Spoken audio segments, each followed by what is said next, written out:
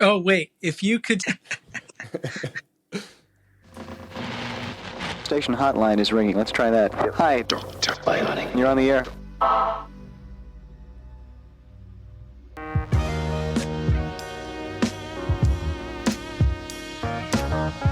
What's up, y'all?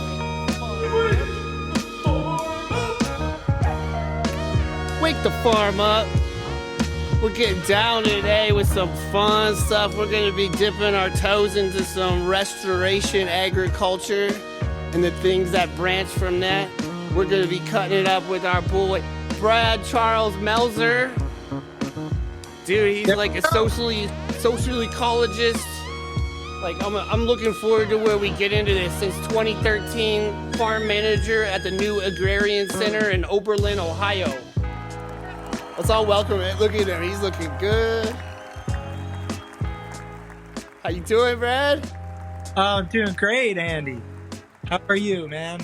I'm doing great. Yeah, like share a little bit about yourself with us, you know? Like, let's we're going to get into, some wake the farm up topics, that's for sure. Absolutely. Well, I don't know, man. You want me to give just a quick rundown on who I am and what I do and what's going on? Yeah, so we've met each other about like 9 or 10 years ago. We were trying to figure that out, in the organic flows of time. We met in a permaculture teacher class. So we were learning how to educate permaculture together and, bonded in a lot of ways. That was a great community moment. And that's a big part of permaculture is that connections. And yeah, we've kept up over time. I'm excited to hear what you've been doing and let's get in. Yeah, I remember that class, man. That was Peter Bain and Sandy Cruz. Yeah. Ann Arbor at the Sunward. Yeah, Sunward co-housing. A shout out to that co-housing crew. There's some cool people there and they're doing some interesting stuff for sure. But yeah, man, that was a good time back then. And since then, just like you, I've been continuing to do the work, like just working with the land, teaching people how to live sustainably, trying to wake the farm up, right? Yeah, man. So yeah, I've been steadily involved since then with Oberlin College, teaching agroecology there, and the de facto Oberlin College farm is called the George Jones Farm. And it's been around for a while now, but it's... So George Jones was like a folk artist, musician, correct? But there's also... So this one's named after the botanist, though. That's right. See, you got it. We like the association with George Jones, the musician, but it ain't him. Yeah, I'm going to have... Yeah. Botanist from Oberlin College, whose dad was also a professor. But his dad was a bird guide. He was an ornithologist. So there's this long history and tradition with those guys and that family. And that's why we decided to name the George Jones Memorial Farm and Nature Preserve after him. Nice. But yeah, it's also the home to City Fresh, which is this real cool, innovative, community-supported agriculture project that's been going on since 2006. Cool. And, man, that's a whole awesome conversation. You want to talk about that? Yeah. Let's get into that for a second, at least for maybe more a second. I say second, like an elf, like time's funny. But that's fresh, man. And it's got roots that are keeping it fresh, 06. Amazing. Yeah. It's been going for a long time now. And real quick, a CSA is a community-supported agricultural kind of subscription program in which farmers can receive some capital at the beginning of a season or time period in which they can use that to get everything growing. And then the people get a subscription kind of like Boxley kind of share. And CSAs, they all work in their different ways. So I'm curious about how City Fresh has kept that sustained for a long time. And that's awesome. Yeah, City Fresh is a slightly different model. And I thank you for laying down the groundwork on what a CSA is for those who are listening who weren't quite sure. But so the general idea is, you pay a farmer up front, let's say a few $100, and every week you go to the farm and you pick up whatever the farmer has available for you that week. And you do that all season long. But with City Fresh, one, it's a nonprofit. And two, it was started to address a crisis of type 2 diabetes in kids in poor neighborhoods in Cleveland. So when it started in 2006, I'm not exactly sure what the rate is now, but I can't imagine it's much better. It was a 50% type 2 diabetes rate in kids in poor neighborhoods in Cleveland. And City Fresh was started to address that. How do we get good food into the neighborhoods that need it most? Right? Right. So I won't go into all the history because we don't have there. What's that? We'll grow it there. Yeah. Well, that too. But all of the food that we grow for City Fresh is all within 70 miles of downtown Cleveland. Nice. So we deliver to Lorain County, which is right next to Cuyahoga County, which is where Cleveland is. But most of the stops. So this is where the model gets a little bit different. It's nonprofit. The people who sign up can pay week to week, and they can opt out if they don't have the money that week. Wow. Okay. It's very flexible. Flexible. It's a sliding scale. So if they don't have quite enough money, they can still get their food. And they accept SNAP benefits. So, when we started in 2006, the amount of CSAs in Northeast Ohio was small. There was maybe 5 or 10. Wow. And now there's easily 50, but we're still the only nonprofit, and we're still the only one that's actively going into those neighborhoods that really need it, you know? Right. Yeah. So, so it's good stuff. And we feed during during the height of our season, we feed about 600 shares in a week, man. Wow. So we're feeding some people. That's some bellies full and feeling good with real food. Yeah. And not only, so this is kind of our segue, really. So not only are we talking about feeding 600 people food that's grown fresh and local, but with an intentional methods of growing. And you're also, from what I understand, educating and creating more farmers. That's very true. That's awesome thing. So it's so awesome.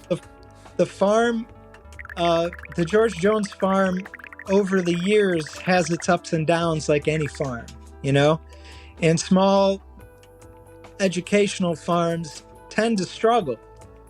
But we're going into an upswing right now, and it's really exciting. So right now there's a partnership going on between Oberlin College, who owns the farm, owns the property, City Fresh, who runs the farm, they lease it from the college, and Lorain County Community College.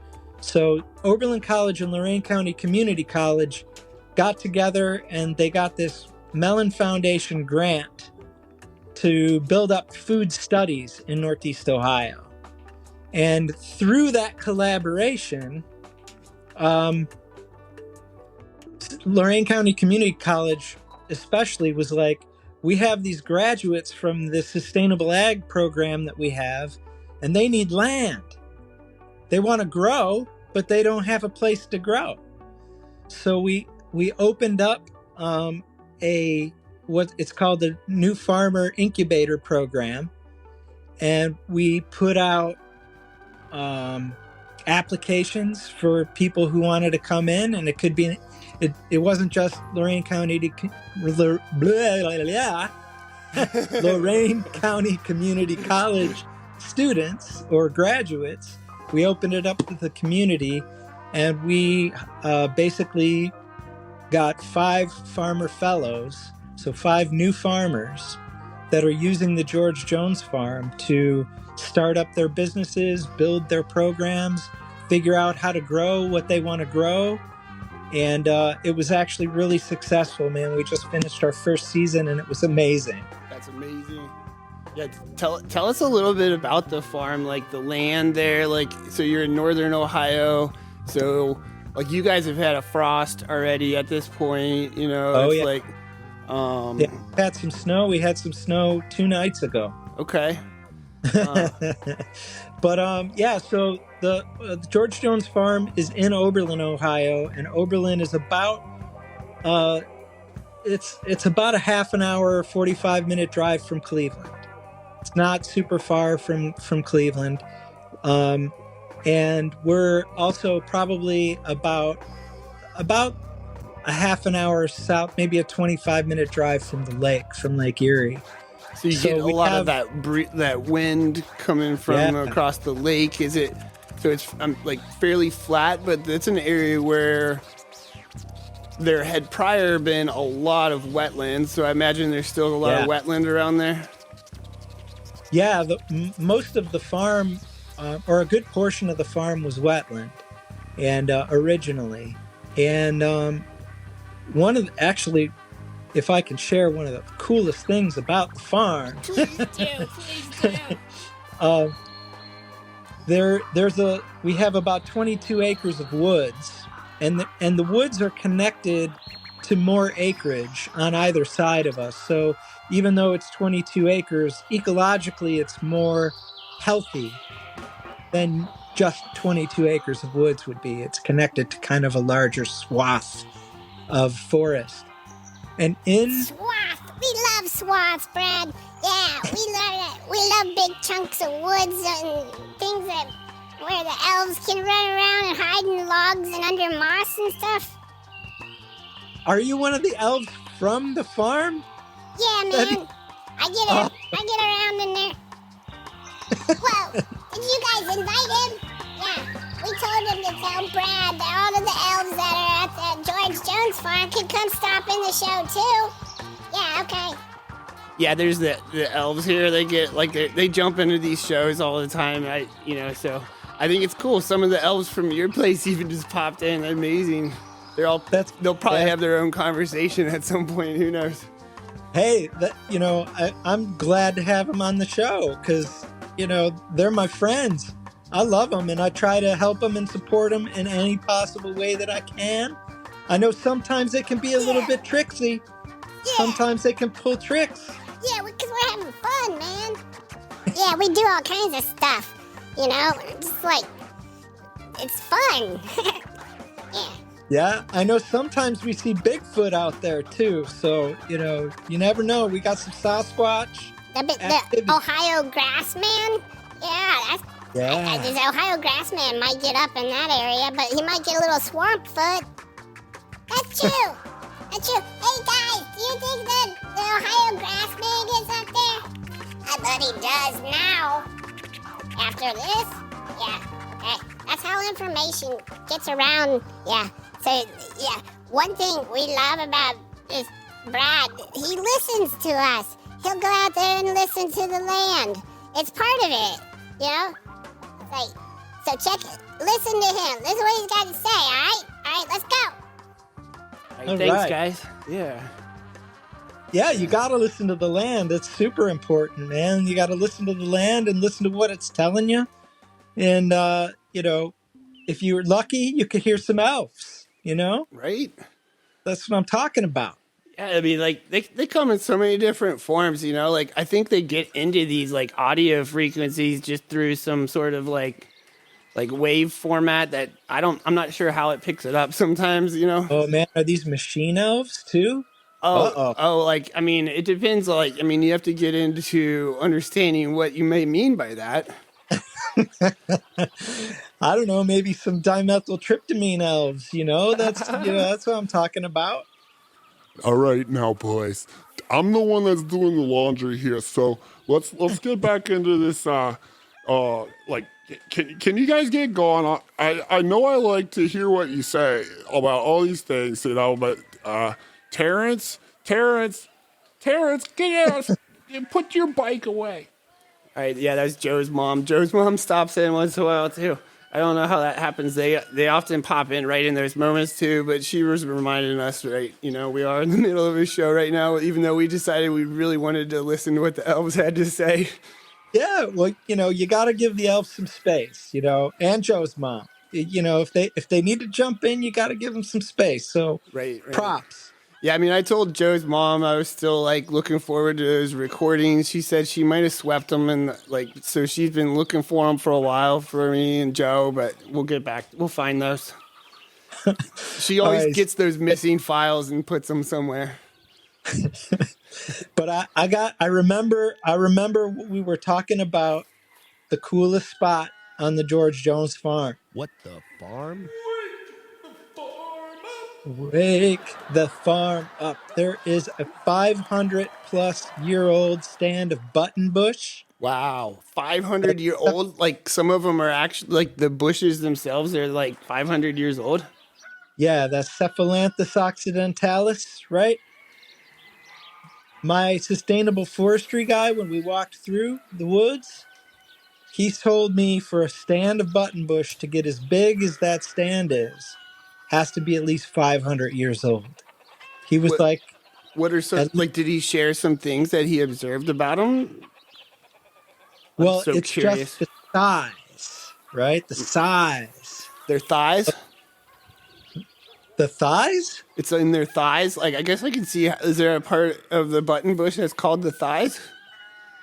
Well, I don't think that's a technical botanical term, but you could use it because, like, man, they get some thick stems. And right. You could say them stems are some thick thighs. There's some fat, you know, fat with the pH. Right? Like, button bushes. Yeah. They're adorable. They smell so good. Spherical. Yeah. But yeah, man. And there's like wood ducks that nest back in there every year. It's just beautiful. It's awesome. Sounds like and good, it's like, good ecology. It's in the middle of a vernal pool. And then like only in the wettest years does it really stay like wet all summer long. But like I was there in August this summer and there wasn't any standing water, but my feet were sinking into the ground. And I think I might've saw some Bigfoot prints too. Wow. There were lots of little elf prints running around in there for sure. Nice. But yeah, it's gorgeous back there. Little light footers. Yeah. They barely leave print, and you can only see them out of the corner of your eye. But, you know, I see them running around sometimes. There are those mornings where they sneeze a lot, and they just, like, everything's covered in dew. It's fascinating. Like, it gets all up on the spider webs. It's beautiful. So with this kind of ecology that, you know, inhabits this, like, I don't know, I'm feeling like there's a lot of diversity. You got wetlands, you have the farm. There's in this concept that I understand that's used at the George Jones farm of restoration agriculture. Yeah. Can you tell us about that? Sure.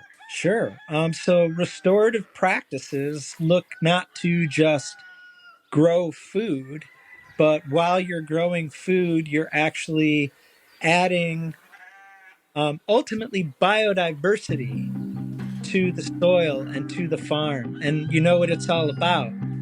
It's all about increasing biodiversity, man. It's all about increasing biodiversity, brother. In the soil, in the ecosystems on the farm, you want the more organisms, the more populations of organisms, the better. Restoration agriculture, ultimately, you're adding biodiversity, you're increasing the health of those ecosystems, particularly the soil, so that you're bringing the land back to whatever former glory it might have had and maybe even making it better. It's a beautiful thing. And, you know, we got to give props to the author of Restoration Agriculture, Mark Shepard, permaculture guy who has, you know, his book is amazing. Like, I love that book. It really is inspiring. Lots of, you know, really based in science and data, and like he tells his personal story. But yeah, awesome. told in a woven story. Yes. Yeah, it's a beautiful thing.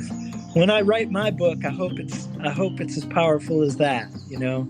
Yeah. Like the gods, or like restoration agriculture, or like braiding sweetgrass. Oh man, like a book like that.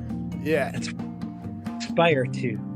But you've been writing? I'm curious. You said that, you know, about my book. I'm like, yeah, I want to read your book. Yeah. Well, thanks, man. I'll send you a copy as soon as it's written. I've written in the past. Okay. I've done a little bit of academic writing. I've done a little bit of writing for like environmental magazines and journalism kind of stuff. Awesome. I actually wrote for the Cleveland Plain Dealer back in the day. I did the Ask OSU extension column. So I've done some professional journalism and stuff too, but I've got a few different book ideas that I've been slowly working on. But I have a friend I'll give a shout out to, Mr. Chuck Harrison, who's really pushing me. He developed the Account-A-Bear, because I told him I need someone to be accountable to. I need deadlines. Account-A-Bear? And he started sicking the Account-A-Bear on me. And now I got to be accountable to the Account-A-Bear, so I got to start writing. I love that. Yeah, and then, I mean, it sounds like with a bear, you know, if you do the right things, they're really cuddly. If you do the wrong things or you don't do the things, they might, like, roar or drag you to the back of the cave and immobilize you. That's right. The claws might come out. The teeth might come out. You never know when bears are involved. Right. Yeah. So the Account-A-Bear. So yeah. With restoration agriculture, you know, we're doing one of the main things that we're doing on the farm, and all those different farmers I was telling you about. We got 5 different farmers, and the main way that they're doing restoration work with their agriculture projects is through kind of interplanting, companion planting, kind of, you know, these really interesting biodiverse interplanting, and each one of them is a little bit different, which makes it really cool and really interesting. So I know some of this exploration and stuff, but I love how you're sharing about it. So I'm kind of coming at you with some questions, I guess, in a fun, like I'm having a game with it. It's like you got some good poetry on restoration agriculture coming through. So now you're talking about different plants, and they have different characteristics, and you're planting them at different times and doing cover crops and different plant cycles on the same areas of ground. A lot of interplanting. And you're able to get like a lot of that harvested. Like, do you sometimes feel like you're cover cropping more than you're harvesting, or like? And that's good because you're seeing results. You've been at this farm for 10 years? Yeah, over 11? 10 years. 11? Yeah. Yeah, fascinating. Tell me about the feel and like seeing this like soil build. Well, it's like I was saying, it's cool because we've got 5 different farmers now, and they all have each of their own plots. So they're all each kind of doing their own thing. But each one of them kind of has their own strategy. And almost every one of them has kind of interplanting involved. And like, it's not quite guilds like you see in permaculture. Right. It's not quite that. Okay. It's more like interesting interplanting using companion planting strategy. It's slightly different than guilds. So more, I don't know if you want to describe what guilds are to your people out there. So it's more like so what I'm hearing, I guess it's like you're working with more annuals, and you're working with a guild that may work in a time period of the season. You know, like if it's starting in the spring, you might put these seeds and then have this certain expectation that 3 months later you're adding this other seed into it, and, you know, going in these like flows and cycles like that. I think you're picking up what I'm throwing down. So like from what I understand from Mark Shepard's book, he talks about restorative agriculture technologies and also used a lot of perennials as well. Like, are you guys getting the opportunity to use some of the space in a way that's connecting with things in that kind of way? Absolutely. So maybe not so the farm has kind of a long history, right? So it's not just what projects these new farmers have going. It's also the history of the farm. And we have some spaces on the farm where we've got berries growing. Yeah. We've got spaces on the farm where we've got fruit trees going. We've got spaces on the farm, especially in our woodlot, where we've got nuts growing. We've got shagbark hickory back there, lots of walnut. And we also have some other spaces where we've got basically like a 750-foot asparagus patch. And that might need some work, but it seems to, like, even though it gets some attention some years and less attention some years, it always seems to come back. So I think we've got like good, beautiful purple and green asparagus and lots of it. Nice. So yeah, we have these spaces where we incorporate the perennials into it, and we've got this awesome mandala garden that's right in front of a 2-story straw bale building. Straw bale. Oh, there's so much curiosity here. Yeah, make sure you guys check the footnotes and go check out the farm and the links that we got down in there too. But yeah, tell us a little about the straw bale. Like, the straw bale is like the heart of the farm. It's our permaculture zone 0, man. It's like got you, yeah. It's the heart, and this is where I teach my classes. This is where we have meetings. This is where we process garlic. This is where we have books, and this is where we have like office space where we do like write stuff down, or we reflect. Sometimes we'll just chill in there on a cold winter day and look out at the pond or the wetland, like it's just a beautiful space. And another shout out to Josh Copen, who's a permaculture friend of mine, who is a natural builder who just did some repair work on that straw bale. So again, part of this renaissance going on at the farm, that straw bale got some repair jobs going, and it's looking beautiful, man. It's looking nice. I bet it feels good in there. It does, man. Yeah. Even in the middle of the winter, we got a little wood-fired stove in there that heats the space up real nice. It holds the heat in because it's super insulated. It's nice, man. We got active solar panels put on the roof last summer. And actually, City Fresh got an all-electric delivery box truck this season, too. They used it all season long. So last season, they got like a small electric, like minivan kind of thing. But this year, we got this big electric box truck, man. And it goes all over Northeast Ohio now. Okay. So you're running on no fuel, or just like charging it through sunlight on the panels? And we're charging it off the panels and some limited battery storage. That's awesome. It is. It's fantastic.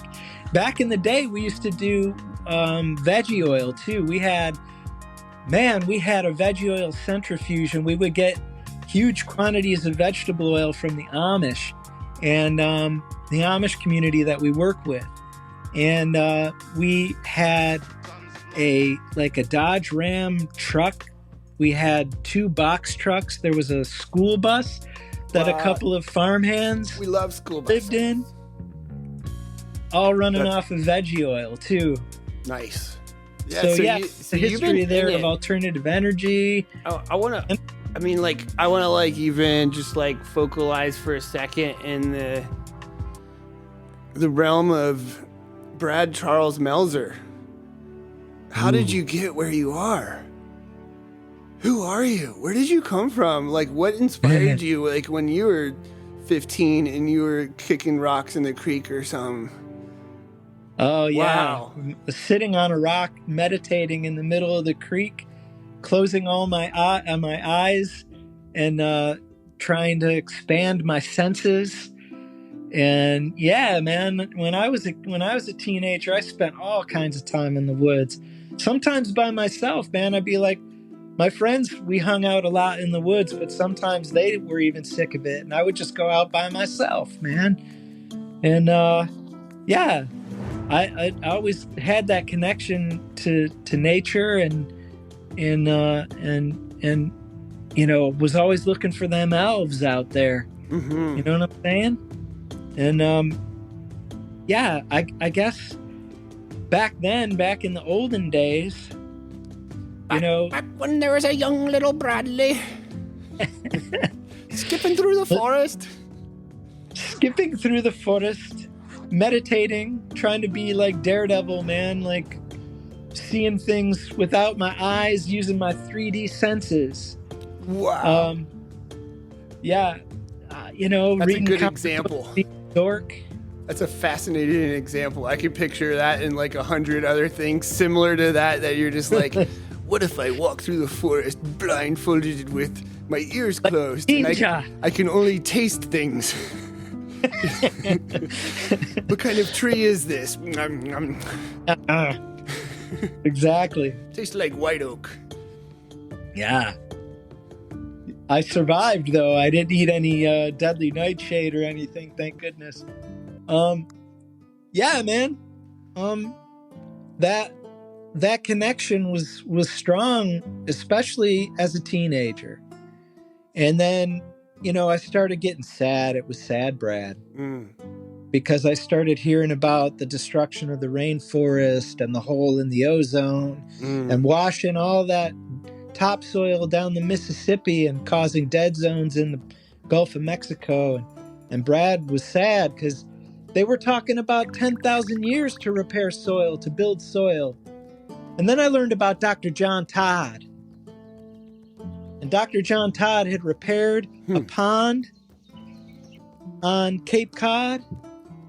In 3 years, they called that pond dead. And he brought it back to life in 3 years. And I was like, wow. I want to work with this guy. And I did. Wow. So you didn't even have to have a Mad Brad era. Like, see, I feel like I went from, you know, kind of like the sad Elfy self to like learning about some of these ecological tragedies of the worlds and stuff. And I watched some of my favorite forests I grew up turn into a mall when I was a child. And, you know, it's honestly one of those malls that failed and it's mostly empty now. And it's sad, you know, it's like this, like it impacted me. It made me angry. And I do feel that was where this, like, you know, I'd go to protests and, you know, I was saying no to so many things. And then I did find, you know, on a bulletin board at a natural food store, because I guess I was on that quest of hope, you know, and trying to find it through food. And I started learning about foraging and plants, like in permaculture. It came to me and I remember like walking around with a sign that said, yes. I feel like you went from this sad place and you had this like mystical person come into your life, take you right into the yes. Yeah, well, it took some time for sure. Hope Stay there Prepper, was man. Sad Brad and Mad Brad for about, and I don't know, maybe a decade. I didn't find Dr. John Todd until about 1997. And then I started working for him and studying under him in 1998. So there was like 18 through 28, I was drifting, trying to find that path, man. Yeah. And I came across John Todd's book right before I came across the permaculture book, the designer's manual that we know and love. Love it. But I learned from John Todd's book, and the specific book, it's out of print now, but it's called From Eco Cities to Living Machines.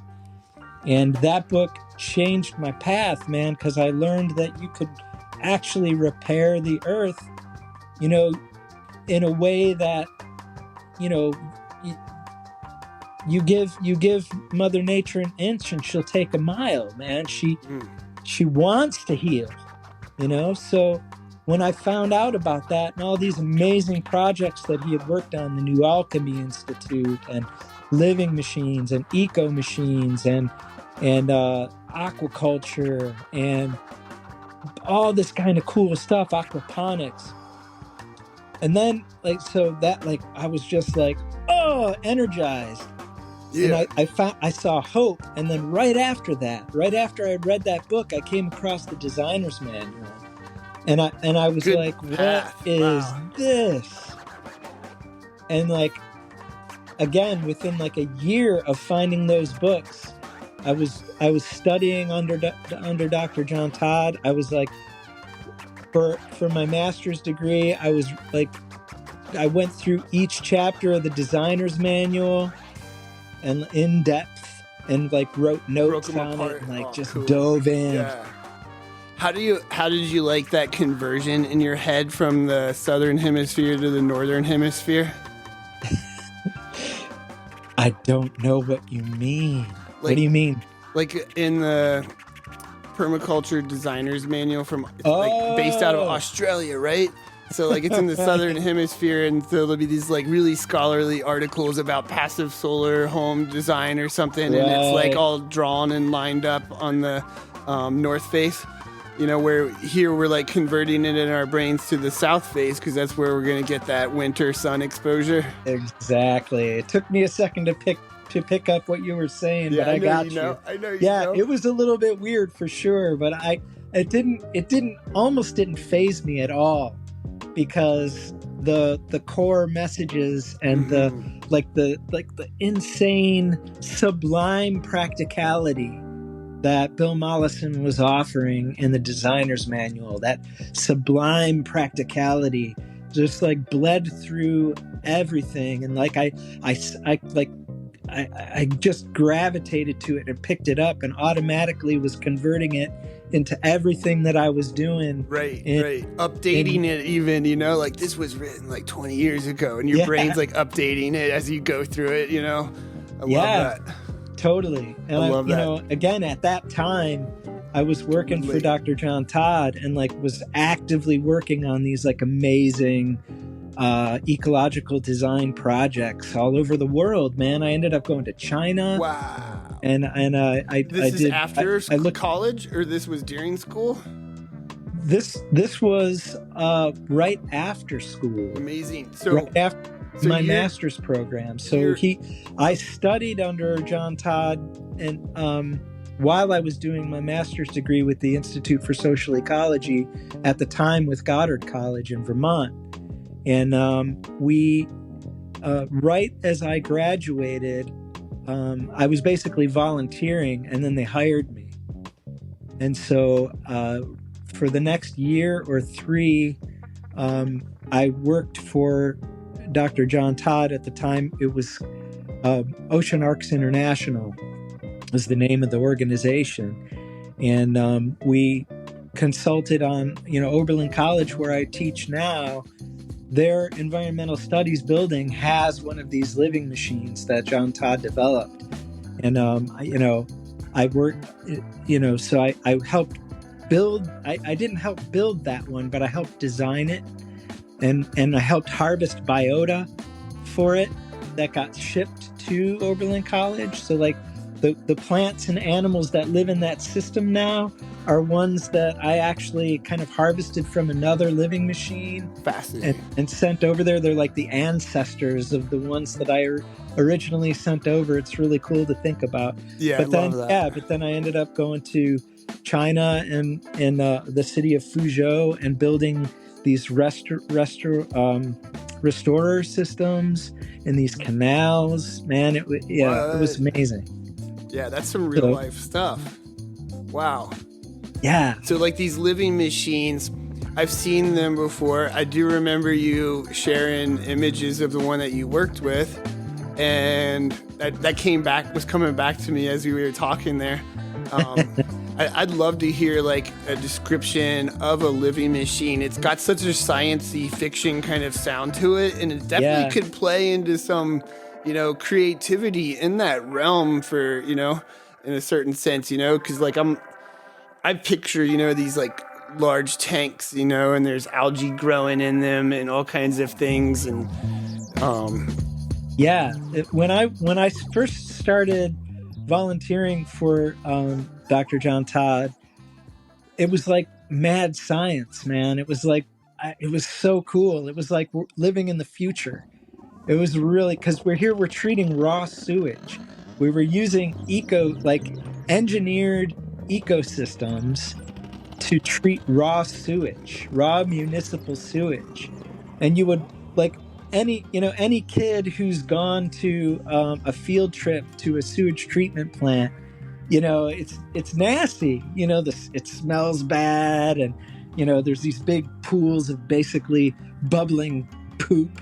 You know? Yeah. And here you walk into a living machine and it's like tropical plants, and it sounds like water flowing and waterfalls, and it smells like a conservatory. And like, what does it smell? What do this smells like? I haven't walked inside of one of these spaces. Like, earthy. It doesn't smell like sewage. It smells earthy. It smells like good. It smells like a wetland. Like, I'm imagining, like, when I go to a conservatory, if I visit a city I haven't been to, and they have a cool conservatory, I love going in those, and there's a smell.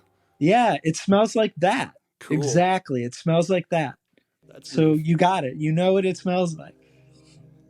And way better than turds. To get back real quick to explain living machines, or what Dr. John Todd calls them now is eco machines and restorer systems. They're like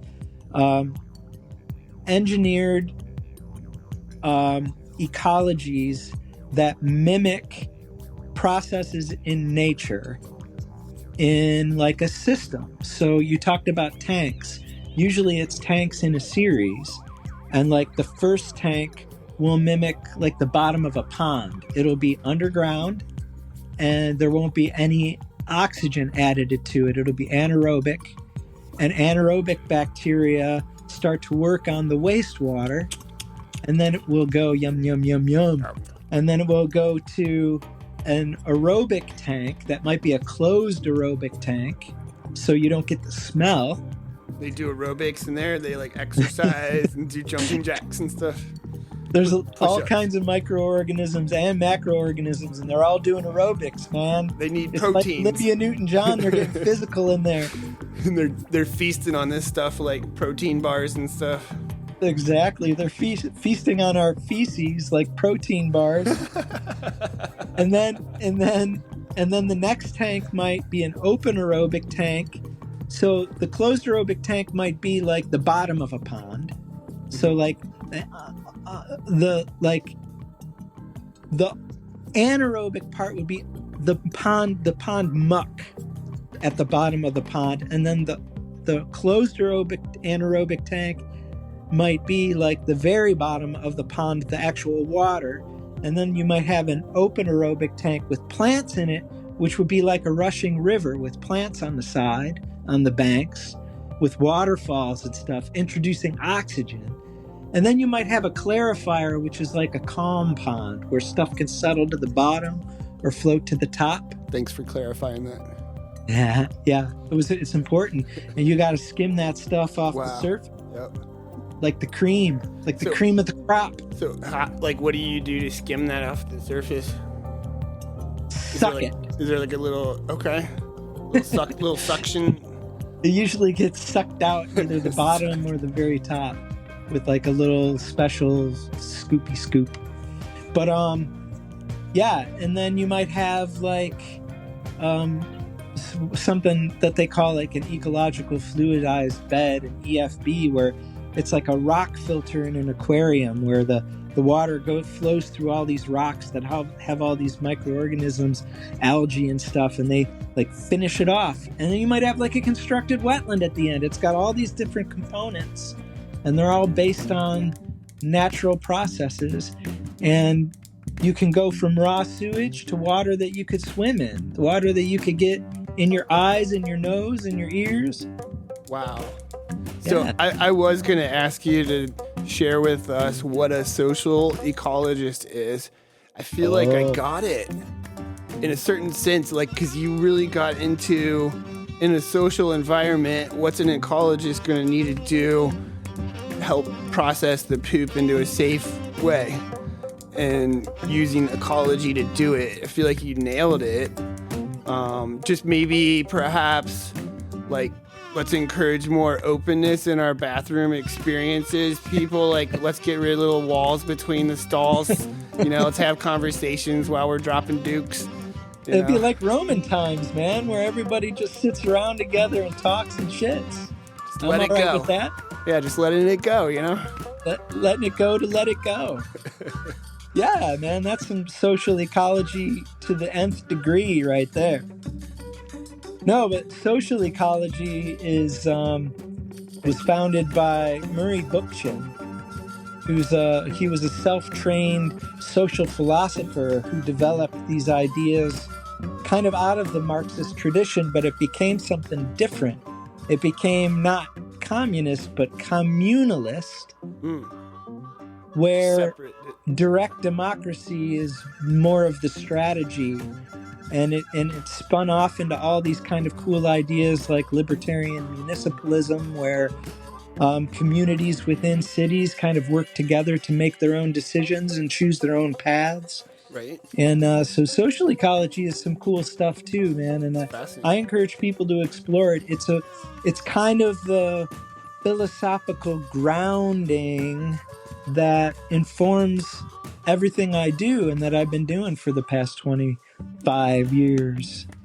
It's good stuff.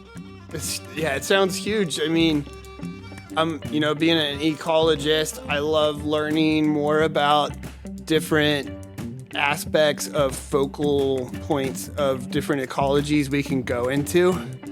Yeah. This is a really fascinating one, and I feel it's something that's grown. I feel like there's probably an interest in it more so now than 15 years ago. What's like some of the flow of that? Yeah, for sure. Actually, it's growing globally, just like permaculture. It's a globally growing movement, a growing movement. A global groove. The global groove, man. And yeah.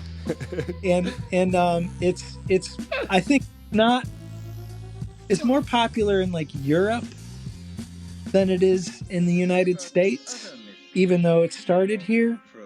But I know that there are certain areas of the world that there are like some really strong social ecology movements, like Syria has got some communities, and in the Middle East, and again, like some communities in Scandinavia. There's some cool stuff happening, and I think the more people learn about it and the more they realize that empowering communities, is the way to go.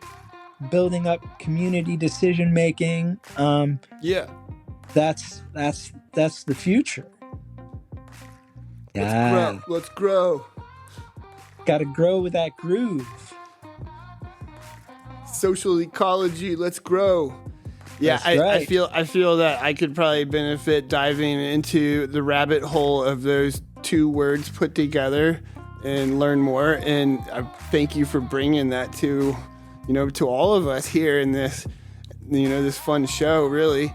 I feel there's a lot of human aspect, almost like in the realm of ethnobotany. I feel like in ethnobotanical or ethnoecology, like that, beyond just the plants, right? It's the whole thing. Yeah. There's like studying how people have connected with the plants in the past and incorporated them into their human lives. And I guess that's where that, I do like putting myself out on the rock in the creek and meditating and thinking about how nature functions without humans and stuff. But I've been fascinated by how we are biological creatures. We are mammals, we drink milk like other mammals. We breathe air like other creatures of the earth. We eat plants, we're biological creatures, and connecting and learning and seeing the best ways to do that and being guided by nature and listening to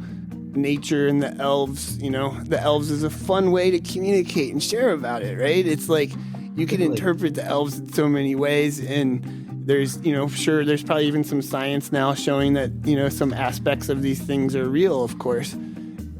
It's like this Gaian body, though, it's like so fascinating, like studying that and uncovering these puzzles. It's been a mystery quest of my whole life. It's a beautiful thing. That's a beautiful quest to be on, my brother. But yeah, I think science is recognizing,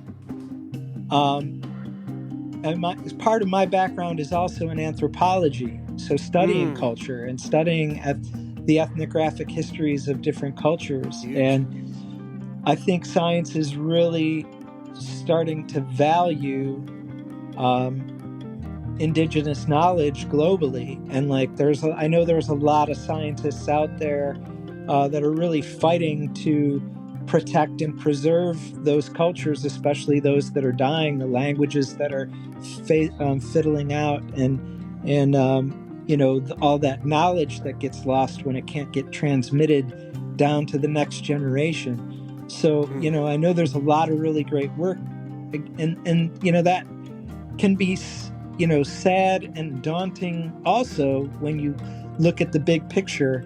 But there's a lot of good people doing a lot of good work, and there's a lot of really great knowledge out there that's being shared. And I think when you look at indigenous traditions and indigenous lifeways, there's a lot of plant spirit knowledge, and you know, just science is, I think, starting to recognize that, and they're actually able to, you know, suss out and listen to some of that traditional knowledge that they're saying, well, yeah, the plants told me that this is how it needs to be. You need to use me like this if you want to heal your liver.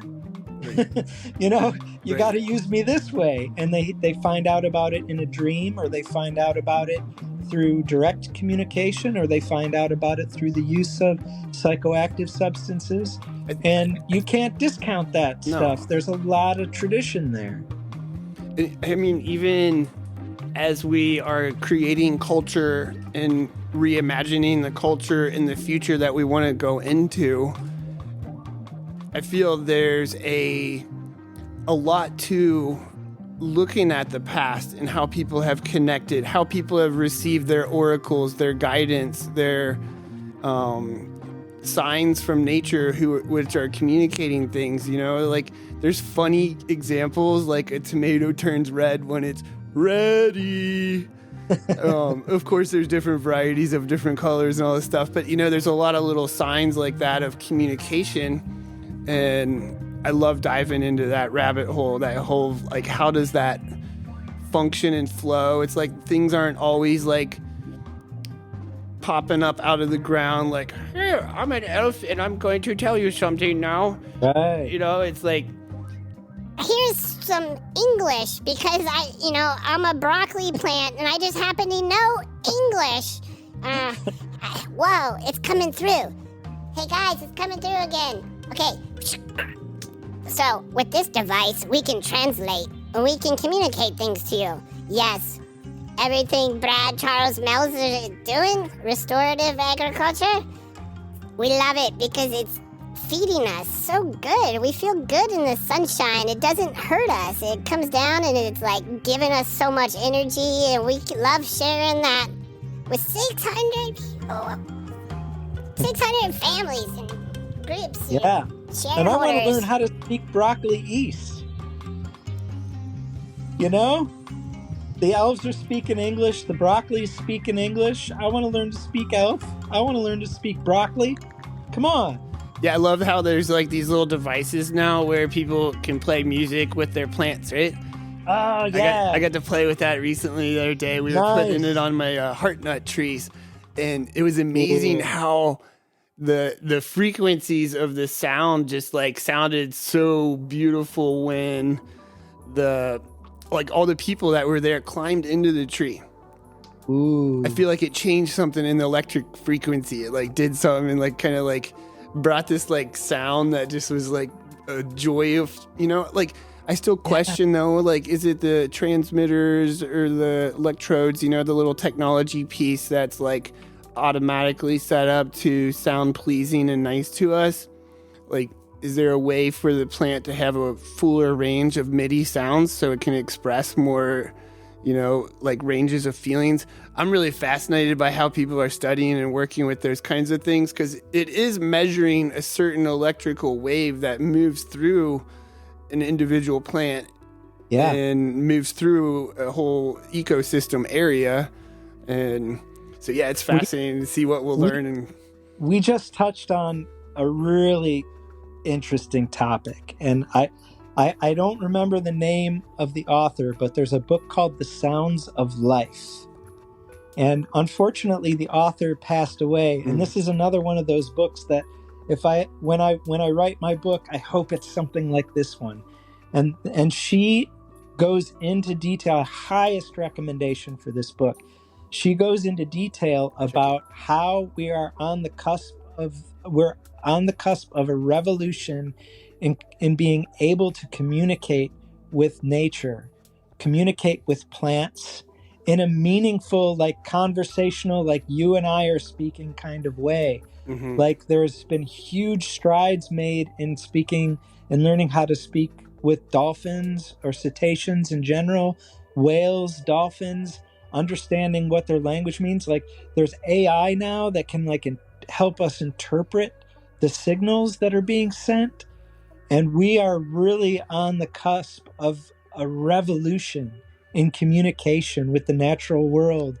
And it's like so probably cool. The indigenous traditions and the indigenous folks are being like, yeah, we've been doing that for decades. And she talks a lot about indigenous traditions. And one of the cool things was, now that I'm thinking about it, there were these northern peoples, indigenous northern peoples up in the Arctic, and they would put their oar down into the ocean and they would hold the oar to their ear, and they were able to hear whale songs, and they got to learn the whale songs so well that they were able to understand to some degree what the whales were talking about. And I don't know, you probably have heard that like orcas have worked with indigenous peoples to hunt other whales, and they work together with the people. Like there's this history. Wow. It's so cool.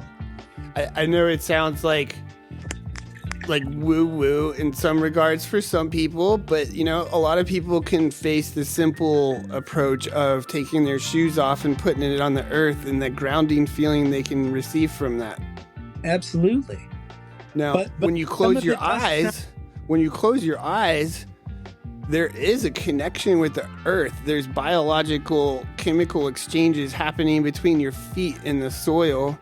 Yeah, and some of my biological, chemical, yeah, so much to the point where I don't know. Some of my observational kind of story, just like in a short nutshell, was with pawpaw trees. I have trees on my place that I planted that came from fruit I eat and saved the seeds. You know, so I popped them out of my mouth, and now they're the big trees that are producing fruit for me. And that's so great. And they.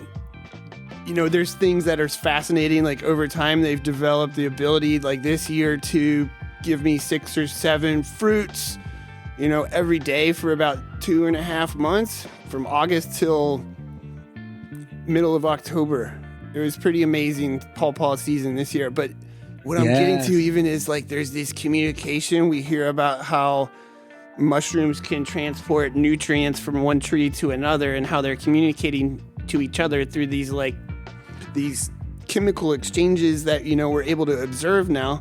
There's so much more going on than we can observe still. Yes. And when we take our feet off and get that grounded feeling, we're communicating with the environment and the ecosystem around us, that to the point where I feel that these trees have been able to connect with my biological signature, my electric frequencies. Whatever. They know it's you, and man. They're creating this fruit that's like like, let's put a little more calcium in it. This guy needs a little boost. And so they move it, you know, not just from one tree to the other, but to the creatures that inhabit them. The oak trees are creating certain flavors and tastes to keep the squirrels engaged with them. Exactly. They love them. Yeah. It's an emotional feeling, and like a lot of people have that emotional feeling for their plant, but when you can really fully like just get that sweet first kiss of a plant having an emotional feeling for you, it really puts you in your place. Yes. Yeah, that's a beautiful story, man. I'm glad that you shared that, and it brings up so many thoughts in my head, man. One of my favorite examples of one of the things that I used to teach, coevolution or like mutual aid, is like acacia trees and ants that live in acacia trees. And there's like acacia trees will host these ants and help them create these nests in the branches. And like when a giraffe comes to graze on an acacia tree, the ants all come out and attack the giraffe, right? And in return, the tree lets them live there, but it gets so much more crazy and complex. Like the tree has developed these little fruiting bodies that are the perfect nutritional complement for the ant larvae. Like it's exactly what the ant larvae need. Formulated. How does the tree know exactly what the ant larvae need? Wow. You know, so I use that example. That's your example with the pawpaws made me think of that. It's like one of my favorite examples to teach my students, and be like, how you think about it for a minute. How does that tree know? And then when you kind of think in that direction, it leads you to these beautiful places, and then you can experience it for yourself. Yeah, I love it. Right? Something to celebrate. We don't celebrate, we'll cry, man. Right? We gotta celebrate while we can. Man, I'm glad I'm talking to Glad Brad. I'm glad I'm talking to some kind of crazy big elf man. Yeah, I appreciate you. This has been so much fun. Like, I know there's, you know, stockpiles more. You got like books of like amazing stories and things to share with people. I'm so grateful that you're in a place where you're getting to share that and create and support and encourage new farmers. People connecting with the earth, producing, and you're bringing it to places where other people aren't. I mean, that's the simple way to say it, but as an educator, man, that's my job. I gotta like open their eyes and bring them to the knowledge. The knowledge, it's there. It's within us, you know. And like I feel like that's that big nature connection. You know, there's it's non-proprietary to be a human and live on this earth. It's like you really shouldn't have to have any kind of special pass or anything to like go outside and breathe and drink water, and you know, like creating a culture of friendship where, you know, have that understanding and building that restorative, regenerative, permaculture farming situations that brings culture together, you know, around food. Food is such a... Wake the farm up. Get up! Gotta wake that farm up. That's what we're doing, man, right? Strutting around like roosters, being like, let's go! Let's go! Oh, man, this was definitely fun. And I got to admit, it's funner than I even thought it was going to be. And I always knew you were a fun guy. But yeah, this was a lot of fun, man. And I thank you for inviting me on here. I really had a good time. And if anybody wants to reach out and has any questions or wants to know more about City Fresh or about the work that I'm doing, you know, we'll make sure that they have the contact info in your notes there. Check out the footnotes. That's right. Love and gratitude, man. Much love and many blessings.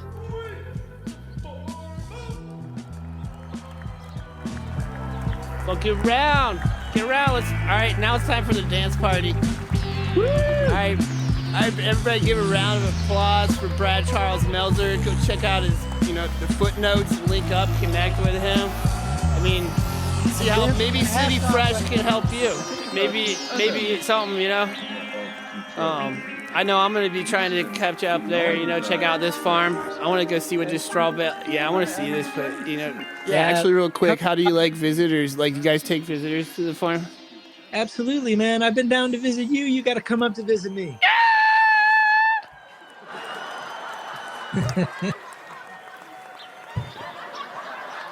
All right.